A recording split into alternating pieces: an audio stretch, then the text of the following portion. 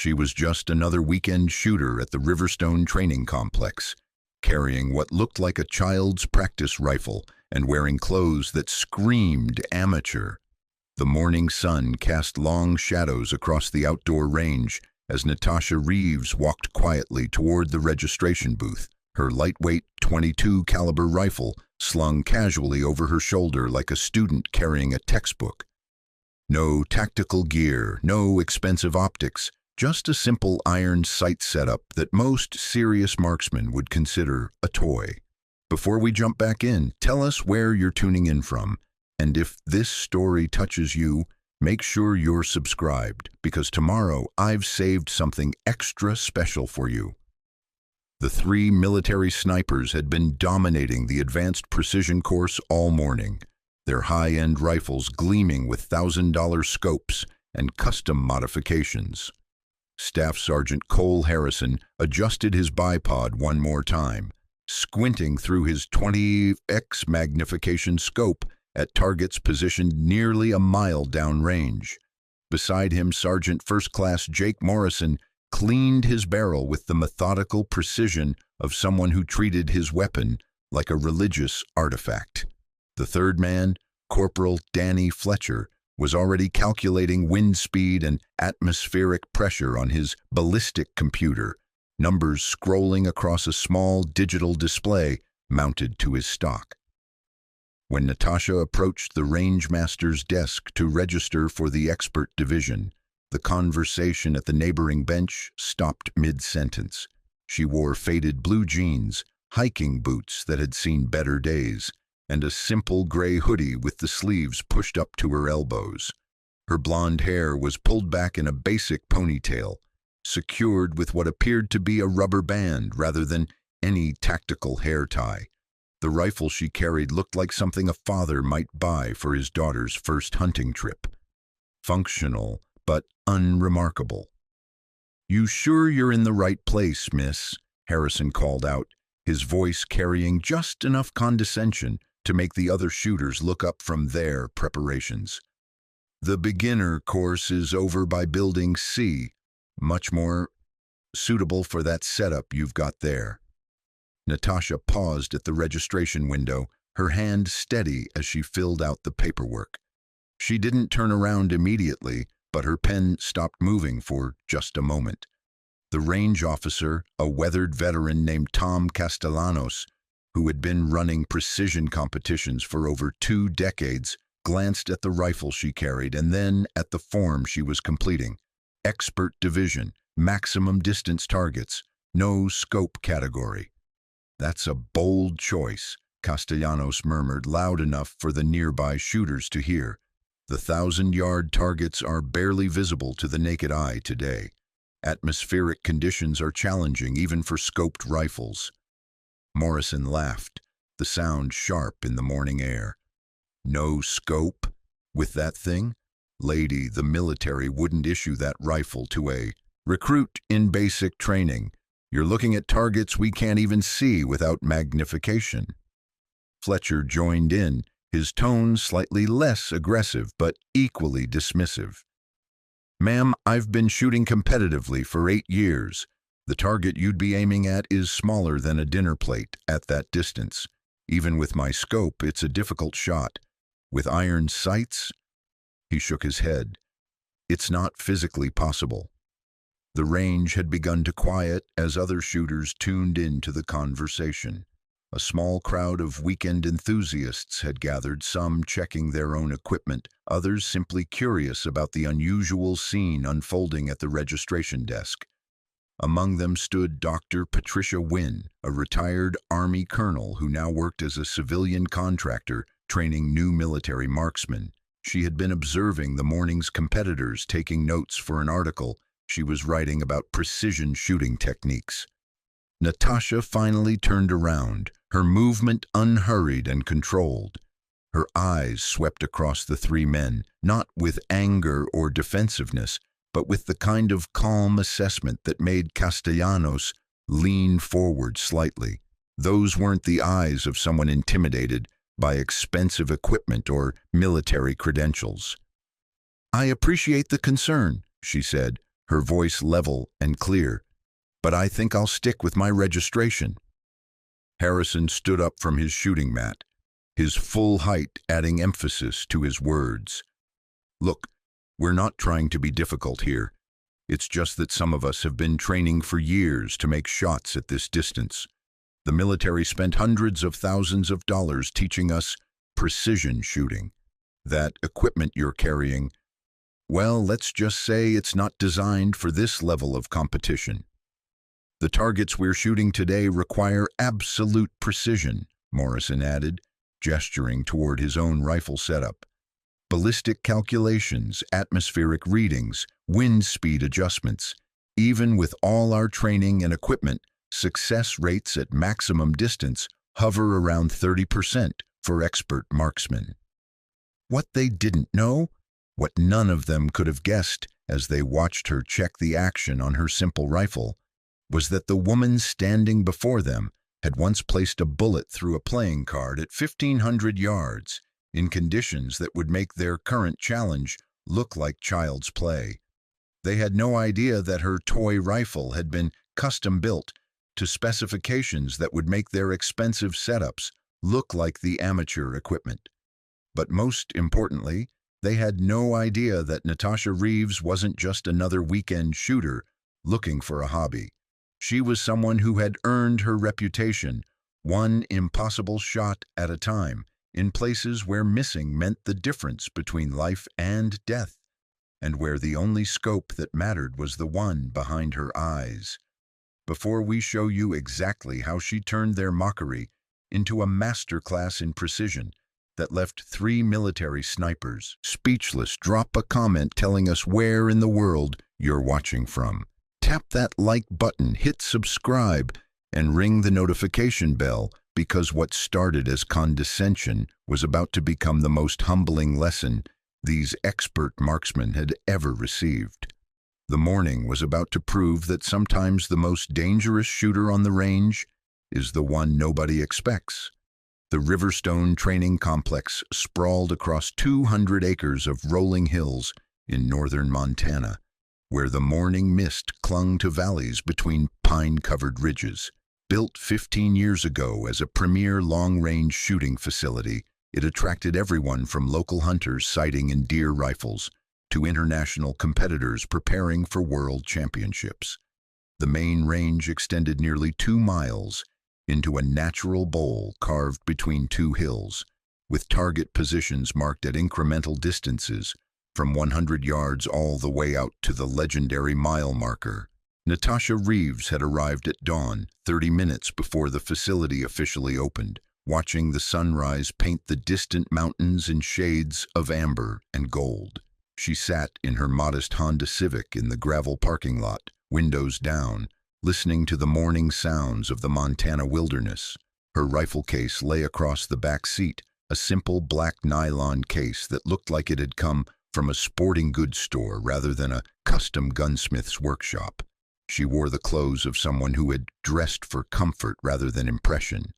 Well-worn Levi's with a small tear above the left knee, hiking boots that showed the scuff marks of countless miles on mountain trails, and a gray University of Montana hoodie that had faded from years of washing. Her blonde hair was pulled back in a practical ponytail. No makeup, no jewelry except for a simple silver watch on her left wrist that looked military in its stark functionality.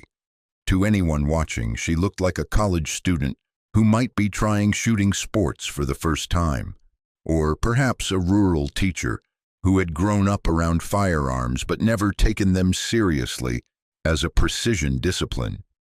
There was nothing in her appearance that suggested the thousands of hours she had spent perfecting her craft in conditions that would terrify most recreational shooters.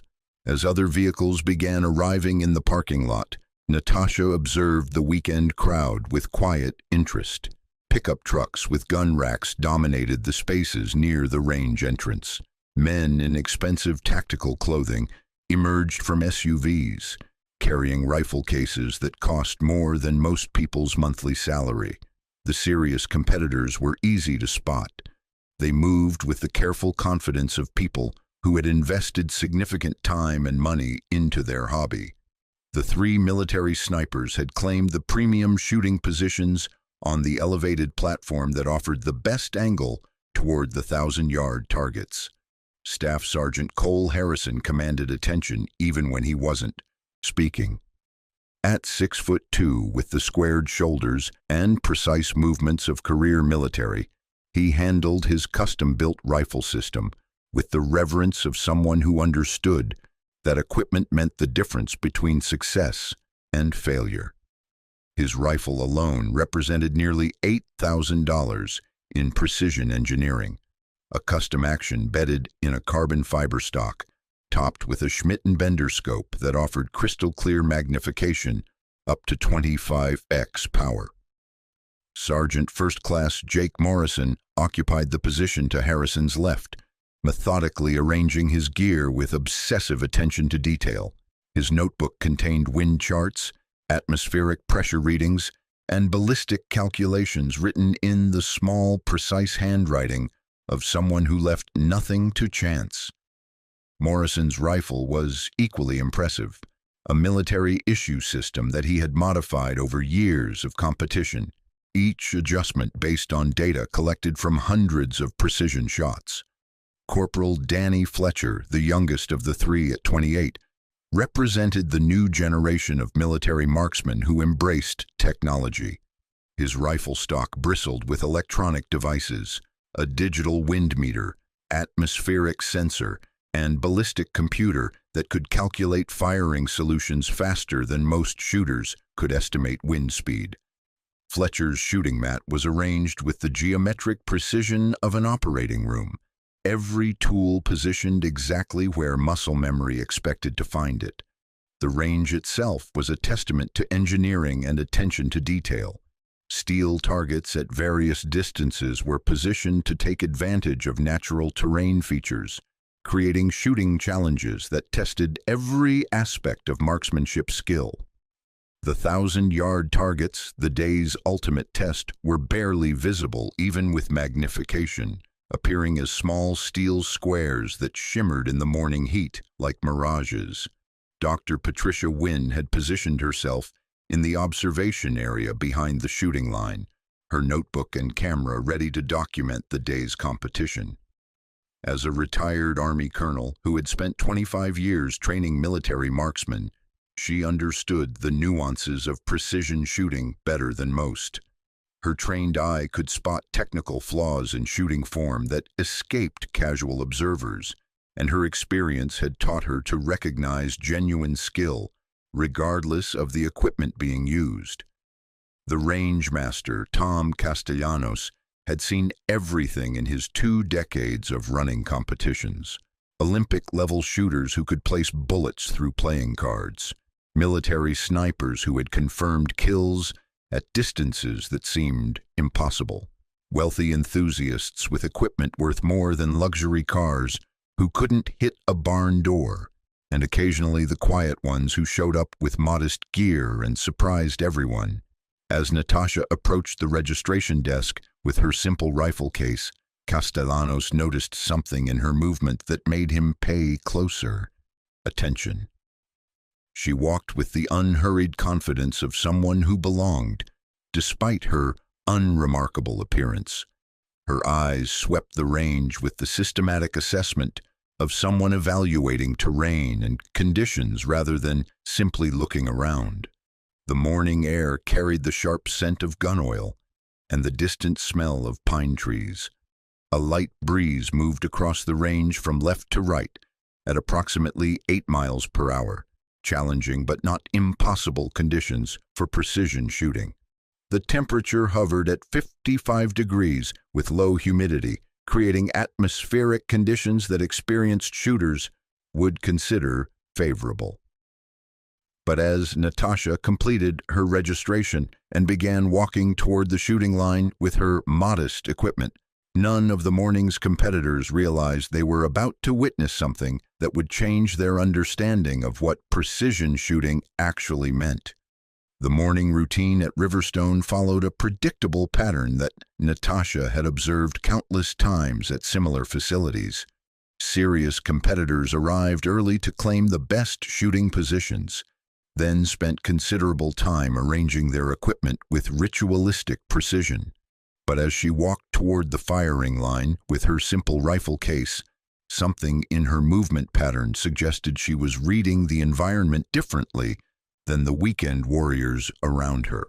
While other shooters focused on unpacking expensive gear and comparing equipment specifications, Natasha's attention drifted to subtleties that escaped casual notice. She paused near a wind flag positioned halfway downrange, watching how the fabric moved in micro-gusts that most shooters would dismiss as inconsequential. Her eyes tracked the movement for 30 seconds, noting the irregular pattern that suggested shifting air currents in the valley between target positions. Dr. Patricia Wynn, observing from her position behind the firing line, noticed this behavior immediately.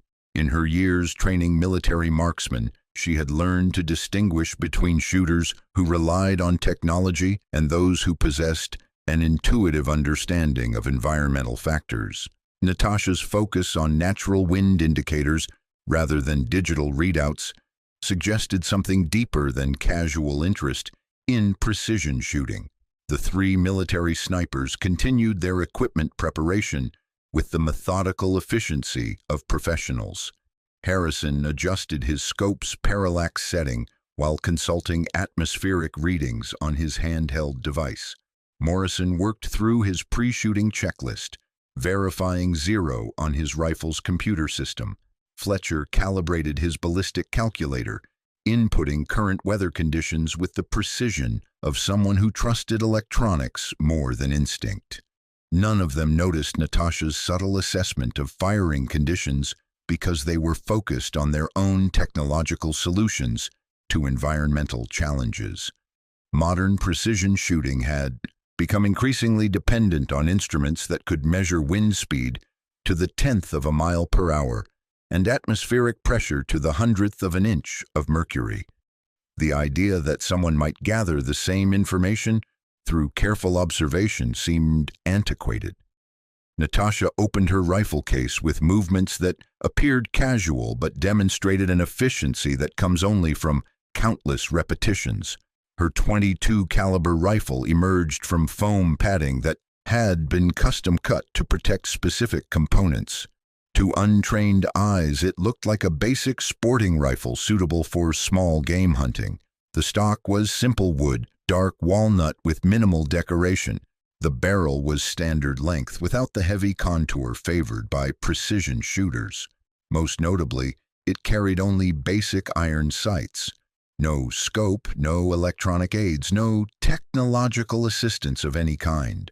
What wasn't immediately visible were the modifications that transformed this seemingly ordinary rifle into something extraordinary. The trigger had been adjusted to break at exactly 1.5 pounds with no over-travel. The barrel, while appearing standard, had been custom-made with tolerances measured in thousandths of an inch. The action had been blueprinted and bedded to eliminate any movement between metal and wood. These modifications were invisible to casual observation, but represented hundreds of hours of precision gunsmithing. As Natasha began her preparation routine, her behavior pattern diverged significantly from the other competitors. Instead of immediately setting up at a shooting position, she walked the length of the firing line, ostensibly examining target distances, but actually gathering information about wind patterns at different elevations. She paused at each distance marker, watching how atmospheric conditions affected the visibility of steel targets through the morning haze. Her observations went beyond simple wind reading. She noted how heat shimmer affected target visibility at different ranges, identifying the optimal time window when atmospheric distortion would be minimal. She observed the shadows cast by natural terrain features, recognizing that light conditions would change throughout the competition and affect target contrast.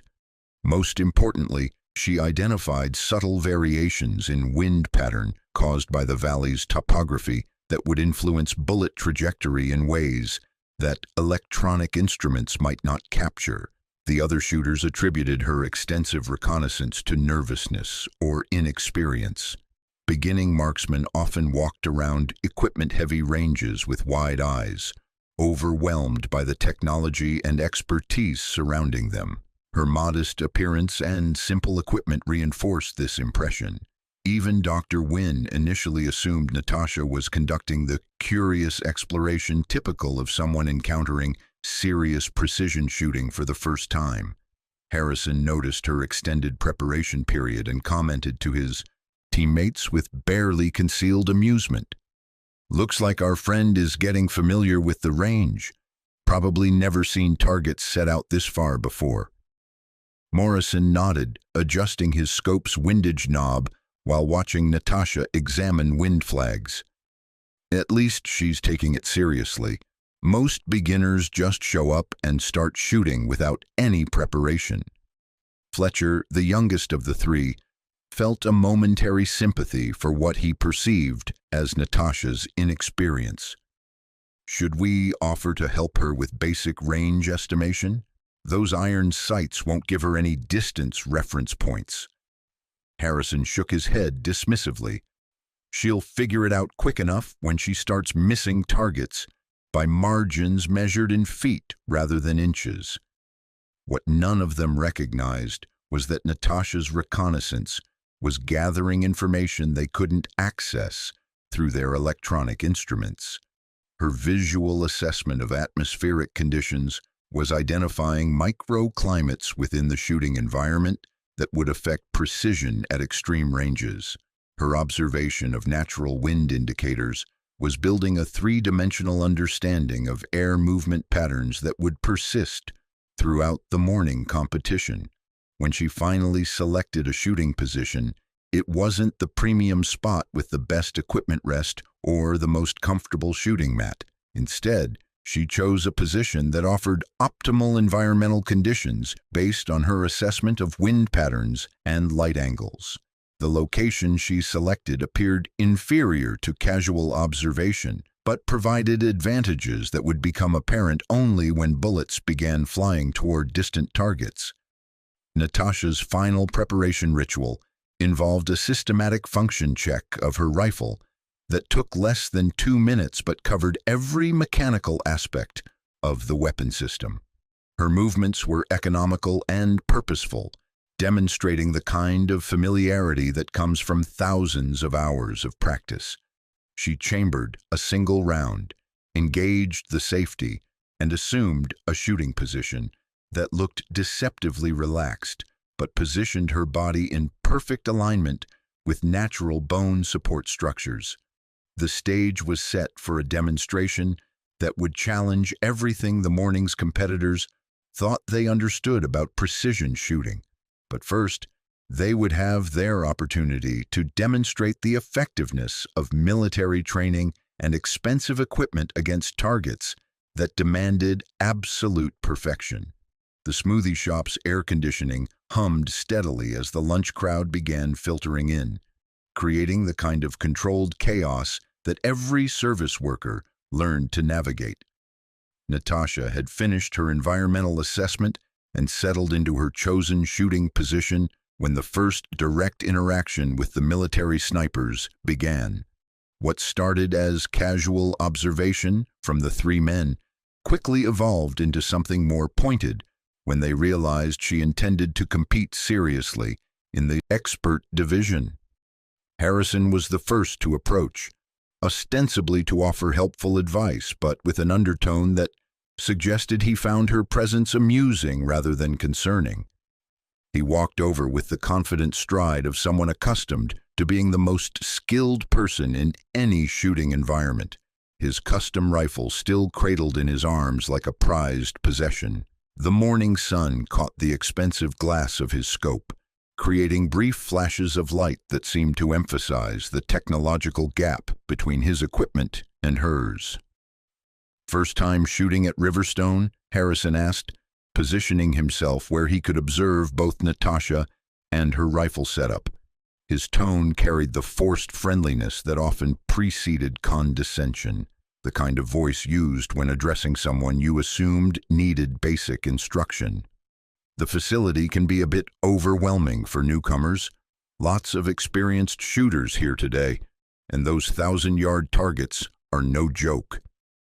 Natasha looked up from her rifle, which she had been checking for the third time, with movements that suggested nervous energy to casual observers, but actually represented the systematic verification routine she had developed over years of precision shooting. Her expression remained neutral, neither defensive nor dismissive, but her eyes held a quality that made Dr. Wynne lean forward slightly from her observation position. "I've shot here before," Natasha replied simply, her voice carrying no challenge but offering no additional information. She returned her attention to her rifle, adjusting the iron sight's rear aperture with micro-movements that suggested familiarity with the mechanism despite the weapon's basic appearance. Morrison joined the conversation from his shooting position 20 feet away, raising his voice enough to include Fletcher in the discussion. "Before," he called out with genuine curiosity mixed with skepticism, "in what division? I don't remember seeing anyone shoot expert class here with iron sights. Not successfully, anyway." The comment drew attention from several nearby competitors who had been setting up their own equipment. Precision shooting communities were small enough that unusual performances became stories shared at ranges across the country. A successful iron sight shooter at 1,000-yard distances would definitely be remembered, particularly a woman competing in divisions dominated by military and law enforcement professionals. Fletcher abandoned his ballistic computer setup and walked over to examine Natasha's rifle more closely. His approach was more tactful than his teammates, reflecting both his younger age and perhaps less ingrained assumptions about equipment requirements for precision shooting. "That's really interesting," he said, genuinely curious. "Most of the serious competitors here invest pretty heavily in optics. What's your approach for ranging targets at distance without magnification?" The question demonstrated Fletcher's technical knowledge while simultaneously highlighting what he perceived as an insurmountable challenge. Target ranging, accurately estimating distance to targets, formed the foundation of precision shooting. Without accurate distance measurement, even perfect shooting technique would result in consistent misses. Most modern precision shooters relied on laser rangefinders or sophisticated reticle systems that provided distance references through scope magnification. Natasha's response surprised them. Instead of offering a technical explanation or defending her equipment choices, she simply pointed toward the 1,000-yard target line with one finger. "You can see the targets clearly enough to hit them," she said matter-of-factly. "Distance becomes academic if you understand trajectory." Harrison laughed, not mockingly, but with the kind of amusement reserved for statements that seemed to ignore basic physics. "Academic? Ma'am, at 1,000 yards, a 1% error in distance estimation translates to a miss measured in feet, not inches. Bullet drop at that range." He paused, calculating quickly in his head. "We're talking about 40 feet of drop compensation even with high-velocity rounds. Your .22 caliber ammunition drops twice that distance." Morrison nodded agreement while consulting the ballistic chart taped to his rifle stock. "The math is pretty unforgiving," he added, his tone shifting toward what he clearly intended as helpful instruction. "Even with perfect wind reading and ideal atmospheric conditions, the trajectory calculations require precision that's just not possible without technological assistance." The conversation was beginning to attract a small audience of other competitors who had paused their own preparations to listen. Word was spreading through the range that someone was planning to attempt 1,000-yard shots with iron sights, a combination that most experienced shooters considered theoretically possible but practically futile. Several men had gathered within earshot, some openly skeptical, others curious about Natasha's confidence in the face of obvious technological disadvantage. Dr. Wynne had moved closer, her professional interest overriding her original intention to simply observe the day's competition. In her experience training military marksmen, she had encountered occasional shooters who possessed exceptional natural ability that compensated for equipment limitations. But the targets today would challenge even the most gifted marksmen using state-of-the-art equipment. Fletcher's youth made him the most direct in his questioning. "Look, I don't mean to be disrespectful, but have you actually made successful shots at this distance before, with that specific rifle and sight system? Because the guys here train constantly for these competitions, and even they don't maintain high success rates at maximum range." His question contained an implicit challenge wrapped in polite language. The three military snipers had established themselves as the morning's premier competitors through years of documented performance at precision shooting events. Their equipment represented the current state of civilian marksmanship technology. Their training reflected military standards that most recreational shooters could never access. The suggestion that someone with basic equipment might compete successfully seemed to ignore fundamental realities of precision shooting. Natasha's response came after a pause that suggested careful consideration rather than uncertainty. "Success depends on how you define it," she said finally. "If the goal is hitting the target, then equipment becomes secondary to understanding ballistics and environmental conditions." Harrison shook his head with friendly persistence. "Understanding is one thing, but execution is something else entirely. The windage adjustments alone at that distance require precision that iron sights just can't provide. You're looking at crosswind effects that can move your point of impact several feet with just minor velocity changes." The conversation had reached a point where politeness was straining against fundamental disagreement about what was possible in precision shooting. The three military men had presented logical, technically sound arguments based on years of experience and training. Natasha had offered responses that seemed to dismiss these technical realities without providing alternative explanations. What none of them realized was that they were discussing precision shooting with someone whose understanding of ballistics and environmental factors had been developed under conditions where theoretical accuracy became a matter of survival and where equipment limitations demanded capabilities that most competitive shooters never needed to develop. The morning's first real test was about to begin, and the gap between theory and practice was about to become dramatically apparent. The range officer's voice crackled through the facility's PA system, announcing the beginning of the expert division competition. "All shooters to the firing line. We'll begin with warm-up shots at 500 yards, then progress to the 1,000-yard challenge. You have 15 minutes for equipment final checks and practice rounds." The announcement transformed the casual atmosphere into something more focused and competitive.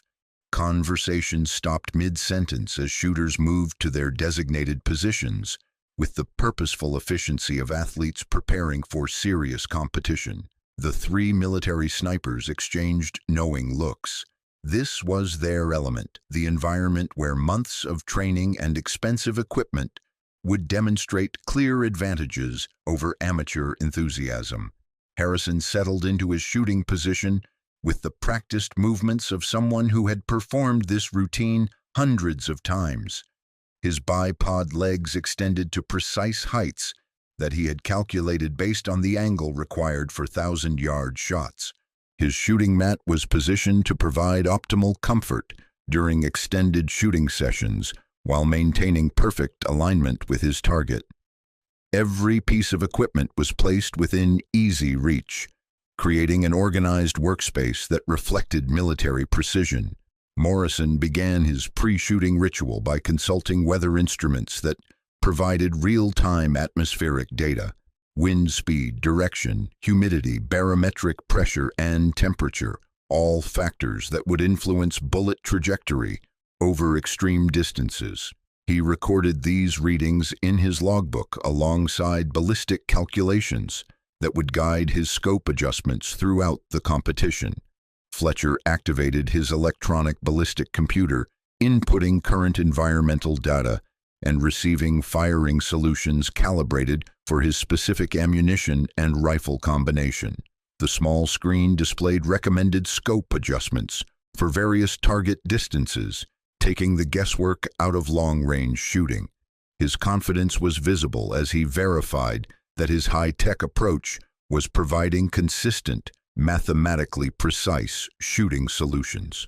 The contrast with Natasha's preparation was stark and immediately noticeable to everyone on the firing line.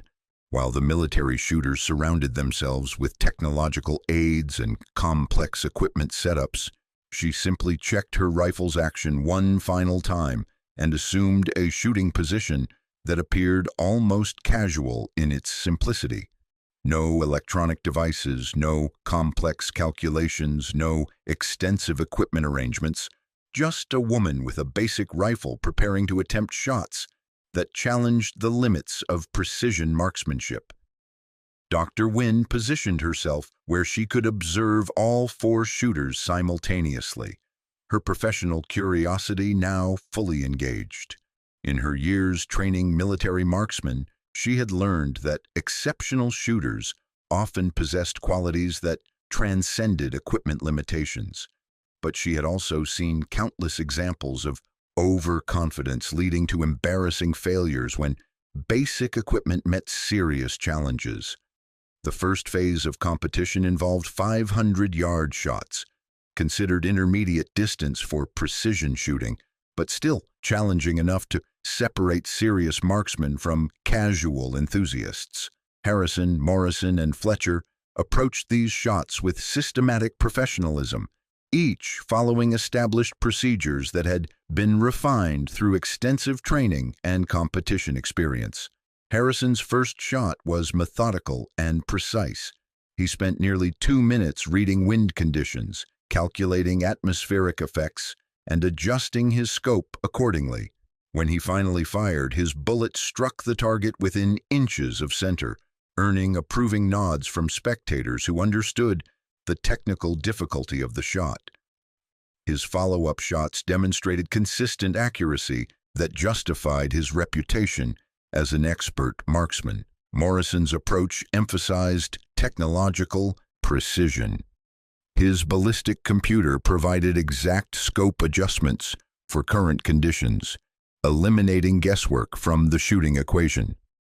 His shots grouped tightly around the target center, each impact demonstrating the effectiveness of modern precision shooting technology when properly applied by trained personnel. Fletcher's youth was balanced by enthusiasm and complete faith in his electronic aids. His ballistic computer calculated firing solutions faster than human estimation could match, and his shots reflected this technological advantage. The target showed consistent impacts that would have been impossible for most shooters to achieve through traditional methods. Then came Natasha's turn at 500 yards, and the first hint that the morning's assumptions might require adjustment. She fired without the extended preparation ritual that characterized the military shooter's approach. No prolonged wind reading, no scope adjustments, no consultation of ballistic data. She simply aligned her iron sights with the distant target and fired 5 shots in rapid succession, each shot separated by only seconds rather than the minutes taken by her competitors. The spotting scope revealed results that made several observers look twice to verify what they were seeing. 5 shots clustered within a circle smaller than Harrison's carefully calculated group. Not only had she matched the performance of a military sniper using expensive equipment, she had exceeded it using iron sights and basic ammunition. The reaction from the 3 military men was immediate and visible. Harrison lowered his scope and stared at Natasha's target, then at her rifle, then back at the target. Morrison consulted his ballistic computer as if it might provide an explanation for what had just occurred.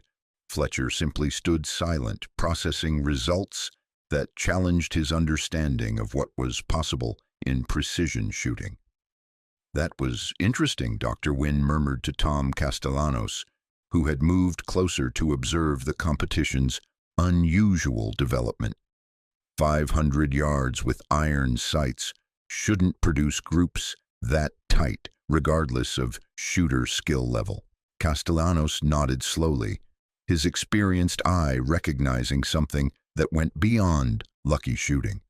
30 years running this range," he said quietly, "and I've never seen iron sight shooting at that level. Those weren't beginners' shots." The gathering crowd of spectators began taking more serious interest in Natasha's performance. Word was spreading through the facility that something unusual was happening on the expert range. Shooters from other divisions abandoned their own competitions to observe what was developing into a demonstration that might challenge conventional understanding of precision marksmanship. Harrison approached Natasha's position with newfound respect mixed with professional curiosity. "That was exceptional shooting," he admitted, his earlier condescension replaced by genuine interest. "How do you achieve that level of precision without magnified sights? The target at 500 yards is barely visible as more than a dot." Morrison joined the conversation, his tactical computer still clutched in his hand, as if it might provide insight into what he had just witnessed. "Your sight picture at that distance must be incredibly precise. Most shooters can't even see target details clearly enough to make accurate shots without optical assistance." Fletcher remained quiet, but his expression showed the kind of confusion that comes when fundamental assumptions prove incorrect. He had been taught that modern precision shooting required technological aids to overcome human limitations. Natasha's performance suggested that these limitations might be less absolute than military training had indicated. The 1,000-yard target still waited in the distance, barely visible even through magnified scopes. If Natasha could produce exceptional results at 500 yards with iron sights, the question became whether this performance could be sustained at distances where even experienced snipers struggled to maintain consistent accuracy. The morning's real test was about to begin, and the 3 military marksmen were beginning to realize they might be witnessing something that would require them to reconsider everything they thought they knew about the relationship between equipment and marksmanship skill. The announcement for the 1,000-yard phase carried a different weight than the earlier 500-yard warm-up. Tom Castellanos' voice over the PA system took on the formal tone reserved for serious competition. "Expert division shooters, prepare for maximum distance engagement. 1,000-yard targets are now active. You have 3 sighting shots followed by 5 shots for record. Wind conditions are variable. Atmospheric pressure is dropping. Good luck." The shift in atmosphere was immediately palpable. Spectators who had been casually observing earlier rounds now pressed closer to the observation area, sensing that something significant was about to unfold. The 500-yard performance had been impressive, but 1,000-yard precision shooting represented an entirely different level of challenge that separated true marksmen from skilled enthusiasts. Harrison, Morrison, and Fletcher approached their final equipment preparations with intensified focus. The casual confidence that had characterized their earlier interactions gave way to the serious concentration of professionals facing a test that would validate their training and equipment investments. Each man understood that failure at this distance would be visible to everyone present, while success would confirm their status as expert marksmen. Harrison's pre-shot routine became even more methodical. He consulted 3 different wind indicators positioned at various distances downrange, noting how air movement patterns changed between his position and the target. His ballistic calculator required several minutes to process atmospheric data and provide scope adjustments that would compensate for bullet drop over the extreme distance. The numbers were sobering. His bullet would follow a trajectory that peaked nearly 50 feet above the target before dropping into the impact zone. Morrison's technological approach reached its full complexity at 1,000 yards. His electronic instruments measured atmospheric conditions with laboratory precision, feeding data into ballistic software that calculated firing solutions accounting for dozens of variables: Coriolis effect, air density, humidity variations. Even the rotation of the Earth became factors in his shooting equation. His scope adjustments were made in precise increments that reflected years of accumulated data about his rifle's performance under varying conditions. Fletcher's youth was balanced by complete faith in modern precision shooting technology. His ballistic computer displayed a firing solution that removed guesswork from the equation, providing exact scope settings for current environmental conditions. He had practiced this scenario countless times, and his equipment represented the current state of civilian marksmanship technology. Everything in his training suggested that success was simply a matter of proper execution. The contrast with Natasha's preparation was becoming more pronounced with each phase of the competition. While the military shooters conducted elaborate equipment adjustments and atmospheric calculations, she maintained the same simple approach that had characterized her 500-yard performance. No extended wind reading, no scope adjustments, no consultation of ballistic data or electronic aids. Dr. Wynne had positioned herself where she could observe all 4 shooters through her spotting scope while taking detailed notes about their different approaches. Her professional experience told her that the 1,000-yard shots would reveal the true capabilities of each competitor. Equipment advantages that might be masked at shorter distances would become decisive factors when precision requirements reached their maximum level. The first indication that something extraordinary was developing came not from the shooters themselves, but from the range officers who had begun gathering behind the firing line. Tom Castellanos had quietly called several of his staff to observe what he sensed might be an unusual demonstration of marksmanship skill. His 30 years of range management had given him an instinct for recognizing exceptional talent, and Natasha's 500-yard performance had triggered every professional alarm he possessed. Harrison fired first, following his established procedure with military precision. His shot sequence required nearly 5 minutes from initial aim to final trigger pull, reflecting the complexity of calculations and adjustments necessary for extreme distance shooting. When his bullet impacted the 1,000-yard target, it struck within acceptable limits for expert-level marksmanship, a result that validated his training and equipment but fell short of the precision he had demonstrated at shorter distances. Morrison's technology-assisted approach produced similar results. His ballistic computer provided mathematically precise firing solutions, but the cumulative effects of atmospheric variables over extreme distance introduced uncertainties that even sophisticated equipment couldn't entirely eliminate. His shots grouped respectably around the target center, demonstrating competent marksmanship without exceptional precision. Fletcher's results reflected both his training and the limitations of even advanced technology when applied to maximum distance shooting. His ballistic computer calculated perfect firing solutions based on available atmospheric data, but 1,000-yard precision required accuracy levels that approached the limits of what current civilian equipment could reliably deliver. His shots were competent but not extraordinary. Then came the moment that would transform the morning's competition from routine demonstration to something that challenged fundamental assumptions about precision marksmanship capabilities.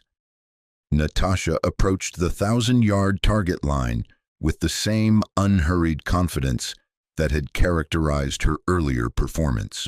She spent no time on extended atmospheric calculations or complex equipment adjustments. Instead, she simply aligned her iron sights with the distant target and began her shooting sequence. Her first sighting shot struck the target with precision that made several observers check their spotting scopes to verify what they had seen. The impact was centered with accuracy that seemed to ignore the technological disadvantages of her basic equipment. More significantly, the shot had been fired within seconds of her assuming a shooting position, eliminating the extended preparation time that characterized modern precision shooting. Her second sighting shot struck within inches of the first, creating a group that would have been impressive with magnified optics, but seemed impossible with iron sights at 1,000-yard distance. The gathering crowd of observers began exchanging looks that reflected growing amazement mixed with professional disbelief. The third sighting shot completed a triangle pattern smaller than what most expert marksmen could achieve with state-of-the-art equipment. The collective reaction from military shooters, range officers, and spectators was immediate and audible, a mixture of gasps, whispered comments, and the kind of stunned silence that occurs when witnesses observe something that challenges their understanding of what is possible. Harrison, Morrison, and Fletcher had stopped their own preparations to observe through spotting scopes, their earlier confidence replaced by growing recognition that they were witnessing something unprecedented. Their expensive equipment and extensive training had produced competent results that satisfied military standards. Natasha's basic rifle and iron sights were producing results that exceeded anything they had achieved. Dr. Wynne found herself taking notes with increased urgency, recognizing that she was documenting a demonstration that might require her to reconsider fundamental assumptions about the relationship between equipment and marksmanship capability. Her professional experience provided no framework for understanding what she was observing. The moment had arrived for Natasha's 5 shots for record, the sequence that would either confirm the exceptional marksmanship suggested by her sighting shots or reveal that her early success had been influenced by factors beyond sustainable skill. The entire range had fallen silent, and the gathering crowd understood they were about to witness something that would become part of precision shooting legend. The line between impressive marksmanship and impossible demonstration was about to be crossed, and everyone present sensed that the morning's final shots would challenge everything they thought they understood about the limits of human precision shooting capability. Preparing and narrating this story took us a lot of time, so if you are enjoying it, subscribe to our channel. It means a lot to us. Now back to the story. The 1,000-yard firing line had transformed into something resembling a theater more than a shooting range. What had begun as routine competition between military marksmen and an unexpected participant had evolved into a demonstration that drew spectators from across the entire facility. Shooters from other divisions had abandoned their own competitions to witness what veteran range officers were quietly describing as the most unusual marksmanship display in Riverstone's 15-year history. The pressure of collective attention seemed to affect everyone except Natasha herself. Harrison, Morrison, and Fletcher found themselves in the uncomfortable position of having their professional competence implicitly challenged by someone whose equipment suggested she should be struggling to hit targets they considered routine. Their earlier confidence had given way to something approaching professional anxiety as they realized their reputations were being measured against performance standards they hadn't anticipated. Dr. Wynne had moved to a position directly behind Natasha's shooting station, her professional curiosity overriding normal spectator protocols. As a retired Army colonel who had trained elite military marksmen, she understood that she was potentially witnessing something that would require her to reconsider fundamental assumptions about human marksmanship capabilities. her notebook filled with observations that challenged decades of accepted theory about the relationship between equipment sophistication and shooting precision. Tom Castellanos had quietly activated the range's video recording system, recognizing that whatever happened in the next few minutes would likely become part of precision shooting folklore. His experience managing competitions had given him an instinct for identifying moments that transcended routine performance, and every professional sense he possessed indicated that he was about to witness something extraordinary. The atmospheric conditions had deteriorated throughout the morning, creating additional challenges that made exceptional marksmanship even more demanding. Wind patterns had become increasingly variable, with gusts that shifted direction unpredictably across the 1,000-yard distance. The dropping barometric pressure that Castellanos had announced was creating atmospheric disturbances that affected bullet trajectory in ways that even sophisticated ballistic computers struggled to predict accurately. These conditions were precisely the type that separated truly exceptional marksmen from competent shooters who relied heavily on technological aids. Variable winds at extreme distance required real-time assessment and compensation that exceeded the capabilities of most electronic instruments. The mathematical precision that characterized modern competition shooting became inadequate when atmospheric conditions changed faster than equipment could measure and calculate adjustments. Natasha's approach to these challenging conditions differed fundamentally from the methodical, technology-assisted techniques employed by the military marksmen. While Harrison, Morrison, and Fletcher consulted instruments and calculated adjustments, she appeared to be gathering information through direct observation that somehow provided more accurate environmental assessment than their sophisticated equipment. The moment of truth arrived when Natasha assumed her final shooting position for the record-keeping sequence.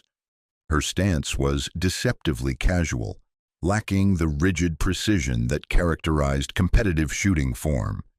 Her rifle was held with relaxed confidence rather than the tense control that most marksmen applied when attempting maximum precision shots. Most significantly, her breathing pattern remained steady and unhurried, showing none of the controlled respiration techniques that formed the foundation of precision shooting training. Her first shot for record broke the morning silence with a sharp crack that seemed to echo longer than normal in the tense atmosphere. The bullet's flight time to the 1,000-yard target was nearly 2 seconds, long enough for every observer to hold their breath while waiting for the impact that would either confirm exceptional marksmanship or reveal that earlier success had been influenced by factors beyond sustainable skill. The spotting scope revealed an impact that created an immediate reaction from every observer with sufficient experience to understand what they had just witnessed. The bullet had struck the exact center of the 1,000-yard target with precision that would have been impressive, with magnified optics but seemed physically impossible with iron sights at that distance. More significantly, the shot had been fired within moments of assuming position, eliminating the extended preparation time that characterized serious precision shooting. Harrison lowered his spotting scope and stared at Natasha with an expression that reflected the complete dissolution of his earlier assumptions about equipment requirements for extreme distance marksmanship.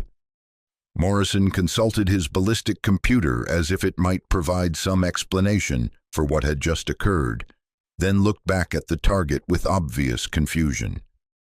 Fletcher simply remained silent, processing results that challenged every principle he had been taught about the technological requirements for precision shooting. The second shot struck within millimeters of the first, creating a group that would have been exceptional for any marksman using state-of-the-art equipment, but appeared impossible for someone shooting with iron sights. The collective gasp from the gathered spectators was audible across the entire range, drawing attention from shooters at other facilities who began moving toward the expert range to observe what was obviously an extraordinary demonstration. Dr. Wynn found herself documenting something that had no precedent in her professional experience. Her training in military marksmanship provided no framework for understanding precision shooting at this level without technological assistance. The mathematical calculations that formed the foundation of modern long-range shooting suggested that what she was observing should not be possible, given the equipment limitations and environmental challenges. The third shot completed a triangle pattern smaller than what most expert marksmen could achieve under ideal conditions with perfect equipment. The impact was so precise that several observers checked their spotting scopes multiple times to verify their observations. The growing crowd of spectators had fallen into the kind of reverent silence typically reserved for witnessing athletic performances that transcend normal human limitations. Morrison approached Tom Castellanos with a question that reflected the confusion shared by every experienced marksman present. "Is her target set at the correct distance?" he asked quietly. "Those groupings look like 500-yard precision, not 1,000-yard shooting." Castellanos nodded grimly, having verified target placement multiple times throughout the morning. "It's at full distance," he confirmed. "I've been running this range for 30 years, and I've never seen anything like this." The fourth shot maintained the impossible precision, striking within the established group with accuracy that seemed to mock the technological sophistication of modern precision shooting equipment. The impact created a cluster pattern that would have been challenging for most shooters to achieve at half the distance using magnified optics and ideal atmospheric conditions. Harrison, Morrison, and Fletcher found themselves in the unprecedented position of watching their professional competence being redefined by someone whose approach contradicted everything they had been taught about precision marksmanship. Their expensive equipment, extensive training, and years of competitive experience had produced results that satisfied military standards, but paled in comparison to what they were witnessing. The final shot approached with an atmosphere of anticipation that transcended normal competition tension. Everyone present understood they were witnessing something that would become part of precision shooting legend, regardless of the outcome. The fifth shot would either complete an unprecedented demonstration of marksmanship skill or reveal that sustained excellence at this level exceeded even exceptional human capabilities. When Natasha fired her final shot, the subsequent silence stretched longer than the bullet's flight time to the target. The impact, when it finally came, completed a 5-shot group that challenged every observer's understanding of what was possible in precision marksmanship. The cluster of bullet holes could have been covered by a standard playing card, representing accuracy that exceeded the mechanical precision of most rifles, regardless of the skill level of the person firing them. The moment when the last shot impacted marked the transition from impressive marksmanship demonstration to something that would require fundamental reconsideration of human precision shooting capabilities. Every person present understood they had just witnessed something unprecedented, but none yet understood who they had been watching perform these impossible feats. The impact of Natasha's fifth shot created a moment of absolute stillness that seemed to suspend time across the entire range. Every observer stood frozen, processing what they had just witnessed while struggling to reconcile the evidence before them with their understanding of precision shooting limitations. The silence stretched beyond comfort, filled with the weight of witnessing something that challenged fundamental assumptions about human marksmanship capabilities. Dr. Wynn was the first to break the spell, moving toward the spotting scope with the urgency of someone who needed immediate verification of what her eyes had registered. Her professional training in ballistics and marksmanship provided a framework for evaluating shooting performance, but nothing in her experience had prepared her for precision at this level achieved through such basic equipment. When she looked through the magnified optics and confirmed the impossible grouping, her expression shifted from skepticism to something approaching awe. "Tom," she called to Castellanos, her voice carrying an urgency that drew his immediate attention. "You need to see this target through the scope. Document everything. This isn't just exceptional marksmanship. This is rewriting what we thought was possible."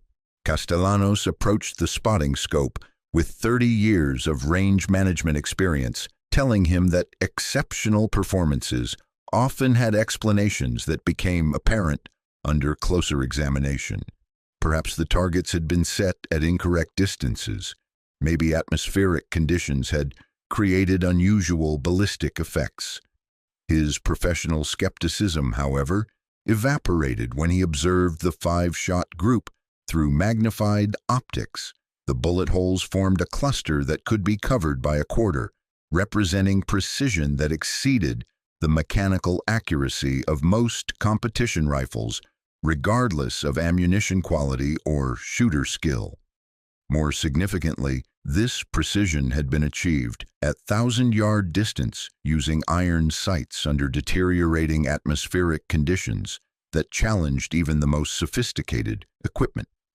The mathematical probability of achieving such results suggested that what he was observing transcended normal performance parameters. Harrison approached Natasha's position with movements that reflected a complete transformation from his earlier confidence.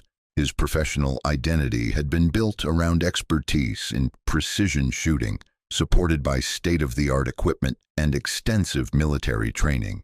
The demonstration he had just witnessed challenged not only his personal capabilities, but his understanding of what constituted expert-level marksmanship.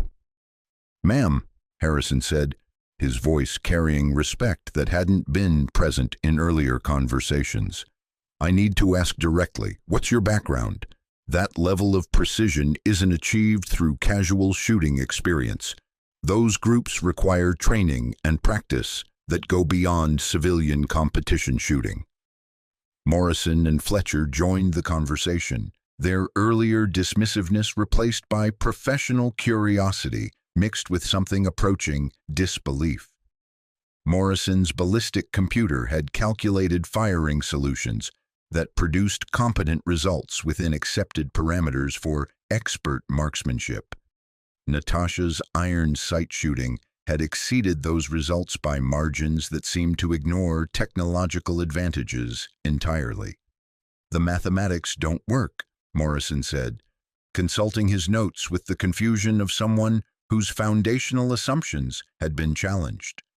Bullet dispersion at 1,000 yards should preclude groupings that tight regardless of shooter skill. Even with perfect atmospheric conditions and ideal equipment, human limitations introduce variables that prevent this level of consistency. Fletcher's youth made him more direct in expressing his confusion. "I don't understand how iron sights provide sufficient precision for target alignment at that distance. The target subtends less than 1 minute of angle, even through magnified optics. Without magnification, the sight picture should be too imprecise for accurate shot placement." The technical discussion was drawing additional spectators who possessed sufficient expertise to understand the significance of what had just occurred. Word was spreading through the facility that someone had achieved unprecedented precision shooting results using basic equipment under challenging conditions. Shooters from other divisions, range officers, and even casual observers were gathering to examine the evidence and attempt to understand what they were witnessing.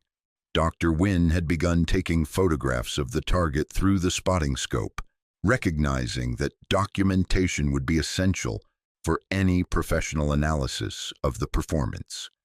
Her experience training military marksmen had exposed her to exceptional shooters who occasionally transcended normal performance parameters, but nothing in her background provided precedent for precision at this level achieved through such basic means. 35 years in the military, she said to Tom Castellanos, while adjusting the spotting scope for optimal clarity. I've trained snipers who could make shots that most people would consider impossible, but this performance suggests capabilities that go beyond what I thought were human limitations. Those groups represent precision that challenges our understanding of what's achievable in practical marksmanship. The gathering crowd had begun engaging in the kind of excited discussion that occurs when witnesses attempt to process something unprecedented. Experienced shooters who understood the technical requirements for extreme distance precision were struggling to explain what they had observed. The equipment disadvantages, atmospheric challenges, and human limitations that should have prevented such performance had apparently been overcome through methods that defied conventional understanding. Natasha remained seated at her shooting position, her rifle secured and her equipment organized with the same unhurried efficiency that had characterized her entire performance. She appeared unaffected by the attention and discussion surrounding her demonstration, maintaining the calm composure that had been evident throughout the morning's competition. Harrison approached her again, this time with questions that reflected growing recognition that he was dealing with someone whose capabilities exceeded normal parameters. Ma'am, I served 8 years as a military sniper. I've seen exceptional marksmanship under combat conditions. What you just demonstrated goes beyond anything in my experience. I need to ask, are you active military, special operations? Because that level of precision suggests training that most civilians never access. Morrison nodded agreement, his ballistic computer forgotten as he processed implications that challenged his technical understanding of precision shooting. The consistency is what's most remarkable, he added.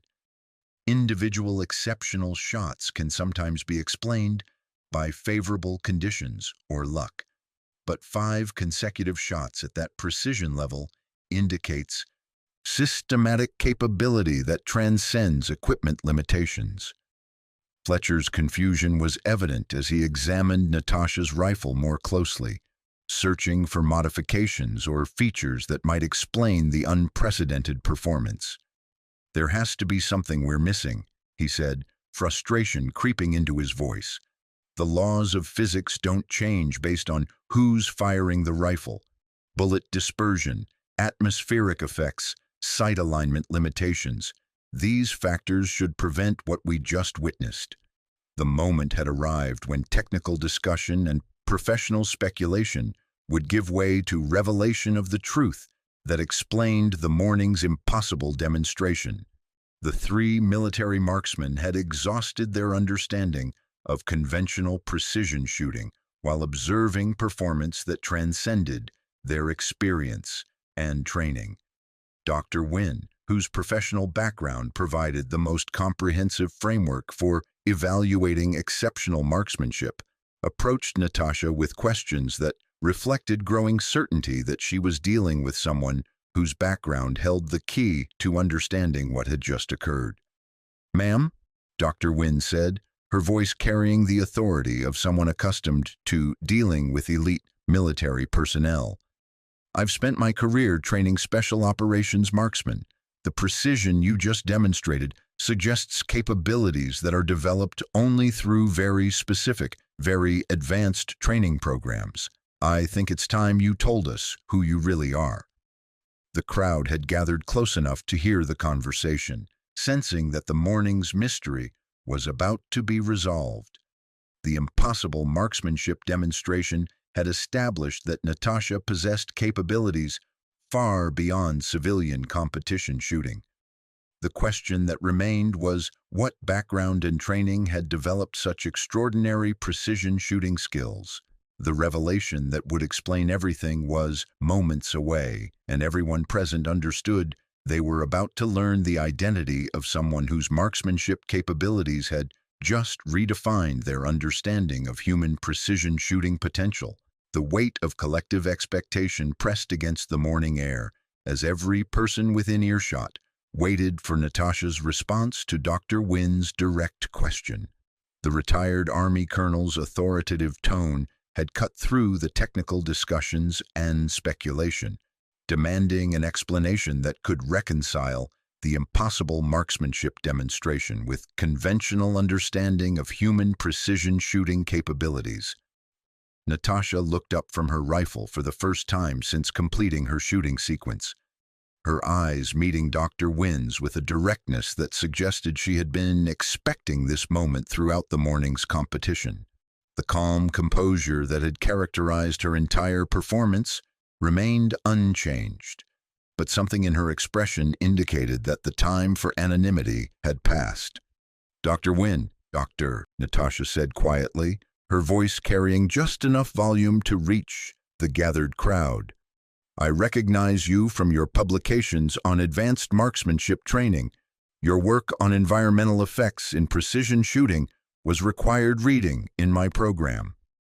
The statement created an immediate shift in atmosphere as experienced shooters processed the implications of Natasha's response. References to programs and advanced marksmanship training suggested military or law enforcement background, but her precision shooting demonstration had exceeded anything typically associated with conventional sniper training. Dr. Wynn's expression sharpened with professional interest, mixed with growing certainty about what she was discovering. "What program?" she asked directly. "And what's your designation? Because the marksmanship I just witnessed goes beyond anything I've seen from conventional military training, including special operations courses I've supervised." Harrison, Morrison, and Fletcher moved closer, their earlier skepticism replaced by intense curiosity about what they were about to learn. Their military experience provided sufficient background to recognize that references to specialized programs and advanced training suggested capabilities that existed at the highest levels of professional marksmanship. The crowd had grown to include nearly every serious shooter present at the facility, drawn by word that something unprecedented was occurring on the expert range. Range officers, competitive shooters, and even casual observers pressed closer, sensing that they were about to witness the resolution of a mystery that had transformed routine competition into legendary performance. Natasha's pause before responding seemed to reflect consideration of information that had operational security implications. Her eyes swept the gathered crowd, assessing faces and determining how much revelation was appropriate in a civilian environment. The calculation was brief but visible to observers who recognized the kind of threat assessment that characterized military personnel. "Senior Chief Petty Officer Natasha Reeves," she said finally, her voice carrying the quiet authority that came with rank and specialized training. "Naval Special Warfare Development Group, designated marksman and precision shooting instructor." The silence that followed was profound and immediate. Even casual shooting enthusiasts recognized the significance of Naval Special Warfare Development Group, the organization known publicly as SEAL Team 6, representing the highest level of special operations capability within the United States military. The designation of precision shooting instructor within that elite organization provided context that explained the morning's impossible demonstration. Dr. Wynn's reaction was immediate and visible. Her professional demeanor shifted to reflect recognition of someone whose credentials exceeded even her own extensive background in advanced marksmanship training. "DevGru instructor," she said, the abbreviation carrying weight that resonated with every military person present. "That explains the precision. You're not just trained in advanced marksmanship, you're teaching it to the most elite operators in the military." Harrison's expression reflected the complete transformation of his understanding about who he had been observing throughout the morning. His military sniper background provided sufficient context to recognize that SEAL Team 6 marksmen represented capabilities that exceeded conventional special operations training by significant margins. The realization that he had been watching a DevGru instructor demonstrate precision shooting skills reframed every aspect of the morning's events. "Senior Chief," Harrison said, his voice carrying newfound respect mixed with professional embarrassment. "We had no idea your civilian appearance and basic equipment. We assumed you were a recreational shooter trying expert division for the first time." Morrison nodded agreement while consulting his notes, with new understanding of what he had documented. "The precision makes sense now," he said. "DevGru selection and training programs are classified, but the reputation for extraordinary capabilities is well established. What we witnessed wasn't just exceptional civilian marksmanship. It was demonstration of skills developed for the most demanding operational requirements." Fletcher's youth made his reaction more openly impressed than his teammates. "Ma'am, I've read about SEAL Team 6 operations, but I never understood the precision shooting capabilities involved. The targets you hit today, those represent accuracy requirements that go beyond anything in conventional military training." The crowd's reaction reflected varying levels of understanding about the significance of Natasha's revealed identity. Military personnel and law enforcement officers recognized immediately that they had witnessed demonstration of capabilities existing at the pinnacle of professional marksmanship. Civilian shooters processed the information more slowly, but the reverent silence indicated universal recognition that they had observed something extraordinary. Tom Castellanos approached with the measured respect appropriate for someone whose professional background commanded recognition throughout the military community. "Senior Chief, it's an honor to have you at our facility. In 30 years of range management, I've never seen precision shooting at that level. Would you be willing to discuss what modifications you've made to your rifle system? Our competitive shooters would benefit enormously from understanding your equipment setup." Natasha's response surprised everyone present. "No modifications," she said simply. "Factory rifle, standard ammunition, iron sights as manufactured. The precision comes from training methods that most civilian shooters never access. Environmental assessment techniques, breathing control, trigger manipulation, sight alignment, all developed through programs designed to achieve precision under operational stress." Dr. Wynn leaned forward with intense professional interest. "Senior Chief, would you be willing to discuss your training methodology? Understanding how DevGru develops precision shooting capabilities could revolutionize civilian marksmanship instruction. The techniques that produced this morning's demonstration obviously transcend conventional training approaches." The request reflected Dr. Wynn's recognition that she had encountered someone whose knowledge could advance understanding of human marksmanship potential. Her career training military marksmen had exposed her to advanced techniques, but DevGru capabilities existed at levels that exceeded conventional special operations training.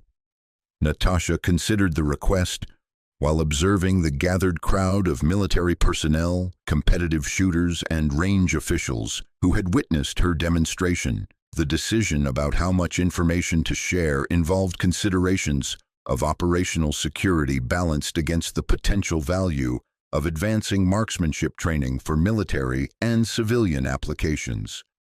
"Some techniques can be discussed," she said carefully. "Others remain classified for operational reasons. But the fundamental principles that produced this morning's results involve environmental assessment capabilities and precision shooting methods that could benefit serious marksmen." The crowd pressed closer, recognizing that they were about to receive instruction from someone whose qualifications existed at the pinnacle of precision shooting expertise. The morning's demonstration had established Natasha's capabilities beyond question. Her willingness to share knowledge represented an unprecedented opportunity to learn from someone whose training transcended conventional marksmanship instruction. The revelation of Natasha's true identity had transformed the gathering from confused observers of impossible performance into students preparing to learn from one of the most qualified precision shooting instructors in the world. The morning's lesson was about to shift from demonstration to education, providing insights that would influence their understanding of marksmanship for years to come. The atmosphere at the Riverstone Training Complex had transformed from competitive tension to something resembling a masterclass as the crowd arranged itself in a semicircle around Natasha's shooting position. Word had spread throughout the facility that a SEAL Team 6 instructor was present and willing to share knowledge, drawing shooters from every division and skill level to witness what promised to be an unprecedented learning opportunity. Dr. Wynn positioned herself where she could take detailed notes while observing Natasha's instruction methods. Her professional background training military marksman provided context for evaluating advanced techniques, but she recognized that she was about to learn from someone whose expertise exceeded her own considerable experience. The opportunity to document DevGru training methodologies represented a chance to advance understanding of precision shooting capabilities. Harrison, Morrison, and Fletcher had set aside their earlier assumptions and prepared to learn from someone whose qualifications had been demonstrated beyond question. Their military backgrounds provided sufficient context to recognize the extraordinary nature of receiving instruction from a DevGru operator, and their professional pride had given way to genuine eagerness to understand techniques that had produced the morning's impossible demonstration. Tom Castellanos had quietly activated additional recording equipment, recognizing that whatever instruction occurred would likely become reference material for serious marksmen throughout the precision shooting community. His experience managing elite competitions had taught him to recognize moments that transcended routine performance, and Natasha's willingness to share knowledge represented an opportunity that might not occur again. The fundamental difference, Natasha began, her voice carrying just enough volume to reach the gathered crowd, between operational marksmanship and competitive shooting is environmental assessment. Most civilian training focuses on equipment optimization and mathematical precision. Operational shooting requires real-time analysis of conditions that can't be measured by instruments. She gestured toward the wind flags positioned at various distances downrange, pointing out details that most observers had overlooked throughout the morning's competition. Electronic wind meters provide single-point measurements, but wind patterns across extreme distances involve microclimates, elevation changes, and atmospheric disturbances that create different conditions between your position and the target. Morrison consulted his ballistic computer while following Natasha's explanation, realizing that his technological approach had been measuring only a fraction of the variables affecting bullet trajectory. How do you assess these microclimates without instruments? He asked. My equipment provides precise readings, but you're suggesting those readings don't represent conditions across the entire bullet path. Natasha's response demonstrated knowledge that went beyond conventional marksmanship training. Vegetation movement at different distances, heat shimmer patterns, dust or debris drift, bird flight paths. These natural indicators provide three-dimensional information about atmospheric conditions that electronic instruments can't capture from a single measurement point. She pointed toward specific examples that illustrated her methodology. The wind flag at 500 yards shows steady 8 mile per hour left-to-right movement, But watch the grass movement at 700 yards. The pattern indicates gusting to 12 miles per hour with periodic direction changes. Your ballistic computer calculates trajectory based on conditions at your shooting position, not the varying conditions the bullet encounters during its 2-second flight time. Dr. Wynne looked up from her notes with professional fascination. You're describing environmental assessment capabilities that require training most civilian shooters never access, she observed. How does DevGru develop this level of atmospheric analysis skill? The question touched on training methodologies that existed at the classified level, requiring Natasha to balance educational value against operational security considerations. Extensive field training under varying conditions, she responded carefully. Thousands of rounds fired in different environments until environmental assessment becomes instinctive rather than calculated. The precision you witnessed this morning represents muscle memory developed through repetition under operational stress. Fletcher's technological background made him particularly interested in understanding how human assessment could exceed electronic capability. But atmospheric measurements provide mathematical precision, he argued. Human observation seems inherently less accurate than instrumental data. Natasha's demonstration of her assessment techniques provided immediate evidence for her methodology. She walked the length of the firing line, pointing out environmental indicators that electronic instruments couldn't detect. Your wind meter reads current conditions at this position, but atmospheric pressure changes create air density variations that affect bullet trajectory differently at various distances. Those variations change continuously as weather systems move through the area. She indicated cloud formations that most shooters had ignored throughout the morning. Barometric pressure is dropping as that front approaches. Air density decreases, reducing bullet drop, but increasing wind drift sensitivity. Your ballistic computer calculates trajectory based on current pressure readings, not the conditions your bullet will encounter during flight. Harrison began to understand how his technological reliance had limited his environmental awareness. We've been trained to trust instruments over observation, he realized, but you're suggesting that instruments provide incomplete information for extreme distance shooting.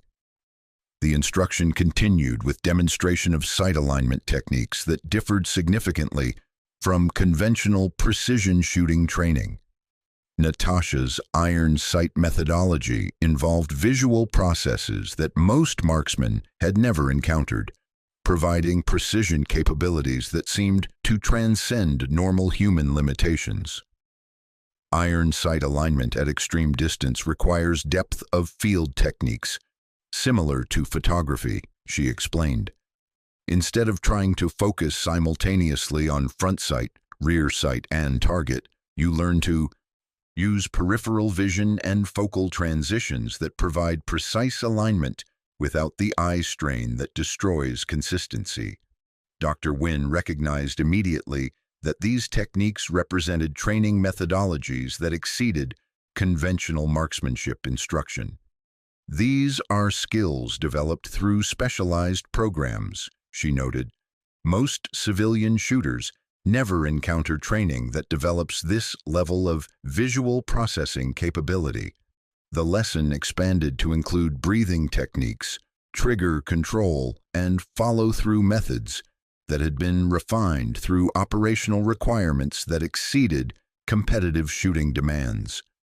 Each element represented training that had been developed through trial and error under conditions where precision determined mission success and operator survival. As the instruction continued, the three military marksmen began to understand that their morning's experience had provided more than demonstration of exceptional shooting. They had encountered training methodologies that could transform their understanding of precision marksmanship, techniques that existed at levels they had never accessed through conventional military training. The crowd had grown to include nearly every serious shooter at the facility, recognizing that they were receiving instruction from someone whose qualifications existed at the pinnacle of professional marksmanship. The knowledge being shared represented capabilities that most civilians would never encounter, techniques developed through programs designed to achieve precision under the most demanding operational conditions. But the morning's lesson was about more than marksmanship techniques. It was about understanding that assumptions based on equipment and conventional training could limit recognition of human potential. The three military snipers had learned that expertise could exist in forms they hadn't recognized, and that respect should be earned through performance rather than assumed through appearance. The demonstration was drawing to a close, but the impact of the morning's events would influence every person present for years to come. They had witnessed capabilities that redefined their understanding of precision shooting, and they had learned from someone whose knowledge represented the absolute pinnacle of marksmanship expertise. The afternoon sun had shifted position during the extended instruction session, casting longer shadows across the Riverstone Training Complex as the impromptu masterclass reached its natural conclusion. The gathering of shooters, range officers, and military personnel had grown throughout the morning into something resembling a professional development conference, with participants taking notes and asking technical questions that would influence their shooting for years to come. Dr. Wynne closed her notebook with the satisfaction of someone who had documented information that would advance her own professional knowledge significantly. Her experience training military marksmen had exposed her to advanced techniques, but the morning's instruction had revealed capabilities that existed at levels beyond conventional special operations training. The methodologies she had observed would require months of analysis to fully understand and potentially incorporate into existing training programs. Harrison, Morrison, and Fletcher had undergone a complete transformation from their morning confidence to genuine humility mixed with professional excitement about applying newly acquired knowledge. Their expensive equipment and extensive training remained valuable assets, but they now understood that technological advantages could not substitute for environmental assessment capabilities and precision shooting techniques that required years of specialized development. Senior Chief Harrison said as the instruction session concluded, "This morning has been the most valuable marksmanship training I've received since advanced sniper school. Would you be willing to provide contact information for follow-up questions? Understanding these techniques could significantly improve our unit's precision shooting capabilities." Morrison nodded agreement while organizing his notes, with new appreciation for the complexity of precision shooting that transcended technological solutions. "The environmental assessment methods you demonstrated explain precision capabilities that I couldn't achieve with my equipment," he admitted. "Learning to read atmospheric conditions the way you described could revolutionize our approach to long-range shooting." Fletcher's technological background had been challenged in ways that forced him to reconsider fundamental assumptions about precision shooting requirements. "Ma'am, I've been completely dependent on electronic aids for ballistic calculations," he acknowledged. "Your demonstration proved that human assessment can exceed instrumental capability when properly developed. That's going to change how I approach precision shooting training." The broader crowd had begun to disperse as civilian shooters returned to their own competitions and training, but many stopped to express appreciation for instruction they recognized as unprecedented in civilian shooting environments. Weekend enthusiasts who had witnessed capabilities that redefined their understanding of marksmanship precision carried stories they would share throughout the shooting community for years to come. Tom Castellanos approached with documentation that would preserve the morning's events for facility records and potential sharing with the broader precision shooting community. Senior Chief, would you be willing to return for formal instruction sessions? Our competitive shooters would benefit enormously from access to training methodologies that produced this morning's demonstration. Natasha considered the request while observing the transformed atmosphere at the facility. Her decision to reveal her background and share knowledge had created educational opportunities that could advance civilian marksmanship significantly, but operational security considerations required careful evaluation of how much ongoing involvement was appropriate. "I'll consider structured instruction sessions," she responded carefully. "Some techniques can be taught in civilian environments, while others remain classified for operational reasons. But the fundamental principles of environmental assessment and precision shooting that we discussed today could benefit serious marksmen who commit to proper training." Dr. Wynn stepped forward with a proposal that reflected her recognition of the morning's educational value. "Senior Chief, I'd like to discuss collaboration on research that documents these training methodologies. Understanding how DevGru develops precision shooting capabilities could advance marksmanship instruction throughout military and civilian applications. Your willingness to share knowledge represents an unprecedented opportunity for the shooting community." The conversation was interrupted by the arrival of 2 additional vehicles in the facility parking lot, their occupants moving with the purposeful efficiency that suggested military or law enforcement background. Word had apparently spread beyond the immediate facility that a DevGru operator was present and providing instruction, drawing interest from personnel who recognized the extraordinary nature of such opportunities. Among the new arrivals was Colonel James Mitchell, a retired Marine officer who currently supervised precision shooting training for multiple law enforcement agencies throughout Montana.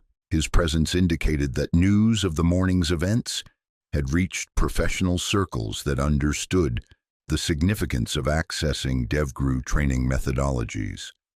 "Senior Chief Reeves," Colonel Mitchell said as he approached the group, "I've been tracking reports about precision shooting demonstration and instruction occurring here today. Would you be willing to discuss potential collaboration on law enforcement marksmanship training? Our agencies could benefit significantly from techniques that produce the precision I've been hearing about." The expanding interest in Natasha's knowledge and capabilities reflected the reality that truly advanced marksmanship training remained rare even within professional military and law enforcement communities. The opportunity to learn from someone whose qualifications existed at the pinnacle of precision shooting expertise represented potential advancement for organizations that depended on marksmanship capabilities for operational success. As the afternoon progressed and the facility began returning to normal operations, the 3 military marksmen found themselves fundamentally changed by their morning experience. They had arrived with confidence in their equipment and training, only to encounter capabilities that exceeded their understanding of human marksmanship potential. More importantly, they had learned that assumptions based on appearance and equipment could prevent recognition of exceptional expertise. The lesson extended beyond marksmanship techniques to include broader principles about respect, humility, and recognition of capabilities that might exist in unexpected forms. Their initial dismissiveness toward Natasha's basic equipment and civilian appearance had been transformed into genuine appreciation for knowledge that would influence their professional development for years to come. But perhaps the most significant aspect of the morning's events was the demonstration that exceptional capabilities could exist without obvious indicators that civilian observers would recognize.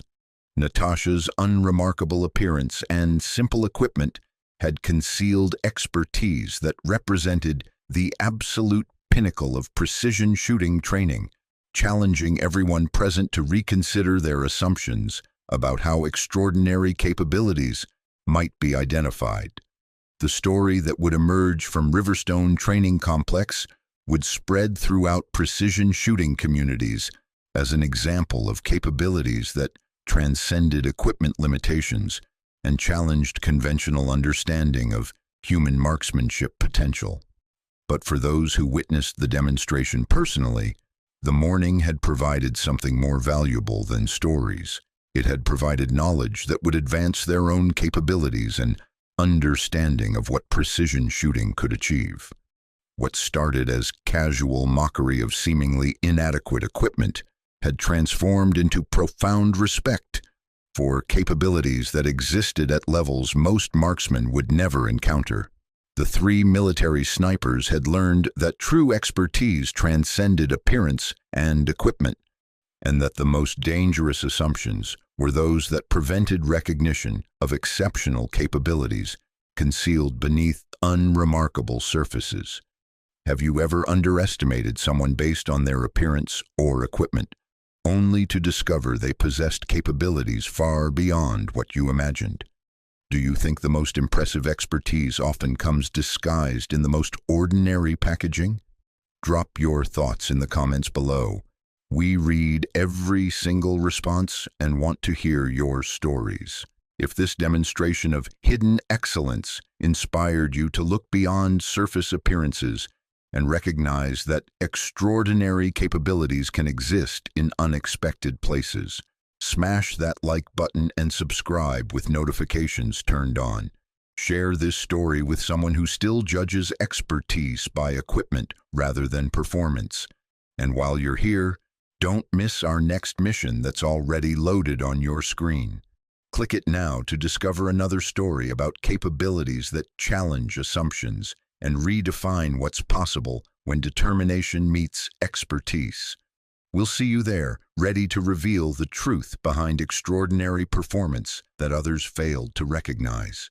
Up next, you've got two more standout stories right on your screen. If this one hit the mark, you won't want to pass these up. Just click and check them out.